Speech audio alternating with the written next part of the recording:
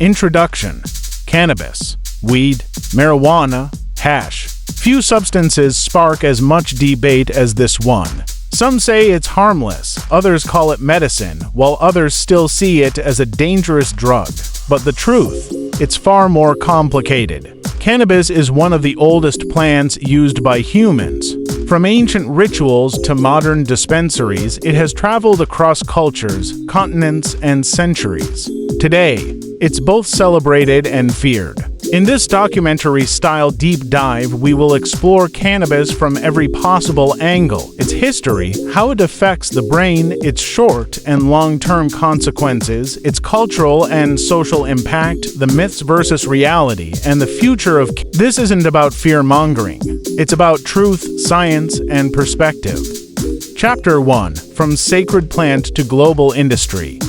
Cannabis has been with us for thousands of years. In ancient China, it was used as medicine for pain and inflammation. In India, it became part of religious rituals, with being consumed during festivals. In the Middle East and Africa, cannabis was tied to spiritual practices and community gatherings. By the 19th century, Western doctors prescribed cannabis extracts for sleep problems, pain, and anxiety. Then came the 20th century.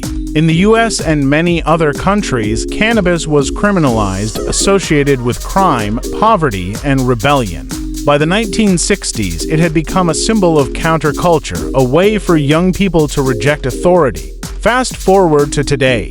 Cannabis is a multi-billion-dollar industry. Legal dispensaries, edibles, oils, and high-potency concentrates are sold like designer products. What used to be a counterculture is now big business. But here's something important. The cannabis of today is not the cannabis of the past. In the 1970s, THC levels averaged around 2 to 3%. Today, many strains are 20 to 25% THC, and oils, waxes, and dabs can reach 90% THC. That change makes all the difference. Stronger weed equals stronger effects and stronger risks. Chapter 2. The Science of Cannabis and the Brain. The human body has something fascinating, the endocannabinoid system.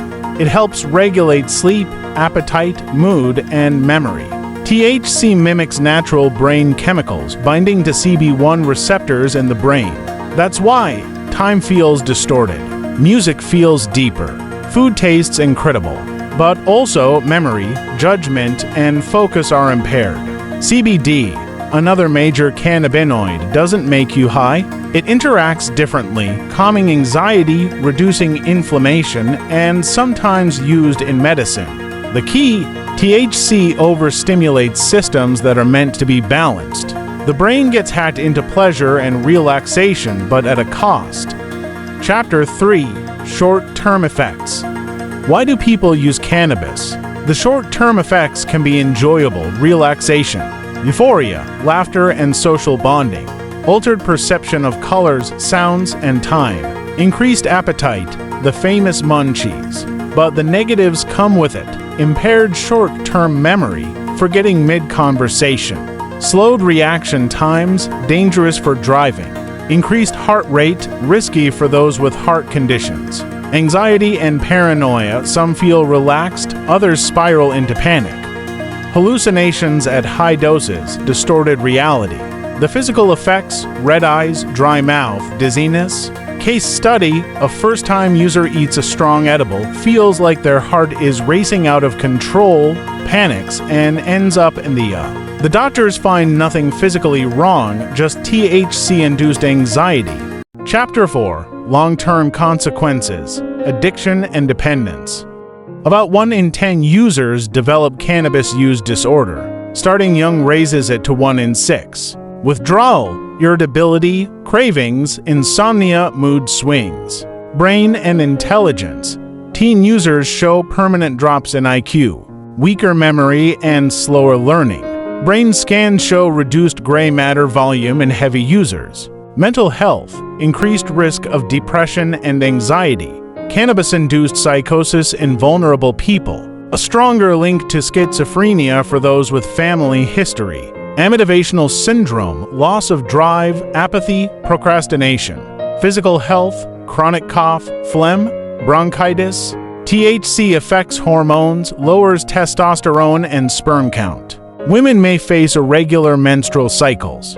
Cannabis disrupts sleep cycles, lowering REM sleep, causing vivid nightmares after quitting. Chapter 5: Cannabis and Sleep. Many people say cannabis helps them fall asleep. True, it can shorten sleep onset, but it reduces deep sleep quality. Users may wake up groggy, unrefreshed. When quitting, many report insomnia, vivid dreams, and restless nights. This creates a cycle. People use cannabis to sleep, but over time, it damages natural sleep patterns. Chapter 6: Cannabis and Sports. Some athletes use cannabis to relax, reduce pain, or enter a flow state. But the negatives outweigh the benefits: slower reaction times, decreased cardiovascular endurance, higher risk of injury due to poor coordination, masking pain, leading to worse injuries. While a few sports cultures glamorize cannabis, skateboarding, snowboarding, surfing, long-term performance usually suffers. Chapter 7: Methods of Use. Smoke, vape, edibles, concentrates. Smoking joints or pipes harms the lungs most. Bongs and hookahs deliver more tar and toxins. Edibles, stronger, longer-lasting, unpredictable. A small dose may be mild, too much can cause hours of panic. Vaping oils, potent, discreet, but linked to lung injuries. Evali. Dabs, wax, shatter. Extremely high THC, often triggering psychosis in sensitive users. Chapter 8: Social and Lifestyle Impact. School. Heavy use linked to lower grades, higher dropout rates. Work. Poor focus, missed deadlines, lower productivity. Relationships, conflicts, secrecy, loss of trust. Finances. Hundreds or thousands spent yearly on weed. Legal issues. Even in legal states, driving high can mean fines or jail. Identity trap. Some users build their whole personality around being stoners, limiting growth and ambition. Chapter 9: Cannabis and Culture. Cannabis in movies, music, and art. Stoner culture stereotypes: lazy, funny, carefree. How normalization in youth culture affects teens. Cannabis festivals and for 20th events. The influence of celebrities promoting cannabis brands.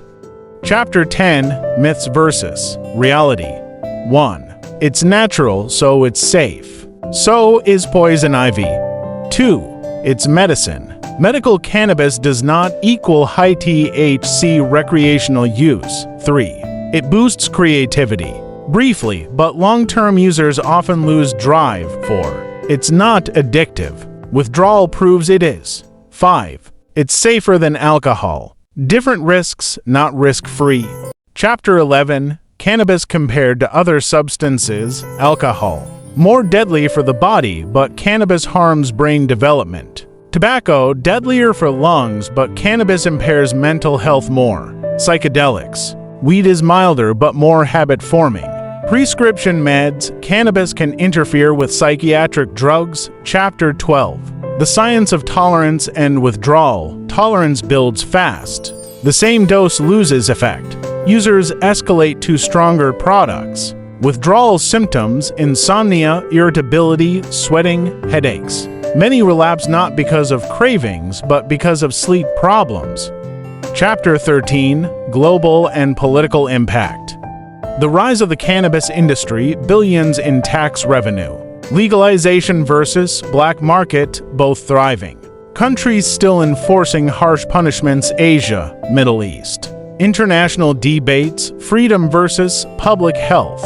Healthcare systems facing rising cannabis-related visits. Chapter 14: Cannabis and the Next Generation. Cannabis use among teens is rising in legalized states. Social media glamorizes smoking. Younger brains equals higher vulnerability. Long-term, generational health and productivity may decline. Chapter 15: Personal Stories and Case Studies. A student who smoked daily dropped out of college. A professional who used weed to relax but lost motivation and career progress. A teenager who developed psychosis after heavy dab use. A parent struggling with cannabis addiction affecting their family. Chapter 16. The Bigger Picture. Cannabis is not pure evil. It's not harmless either. Like alcohol, caffeine, or tobacco, it has real effects. But unlike them, cannabis is often underestimated. Its biggest danger is normalization. When a drug becomes just a plant, people stop seeing the risks. Cannabis changes the way we think, feel, and live. It offers temporary relief and pleasure, but carries long-term costs to our health, relationships, goals, and society. If you choose to use it, do so with awareness. Know the risks. Pay attention to your body and mind. And if you ever feel like cannabis is controlling you, reach out for help. There's no shame in reclaiming control. Thanks for watching this deep dive. If you found it valuable, hit like, subscribe, and share it with someone who needs to hear this. And let's start a conversation in the comments. What do you think about cannabis? Harmless? Risky? Somewhere in between? Until next time, stay informed, stay safe, and take care of your mind and body.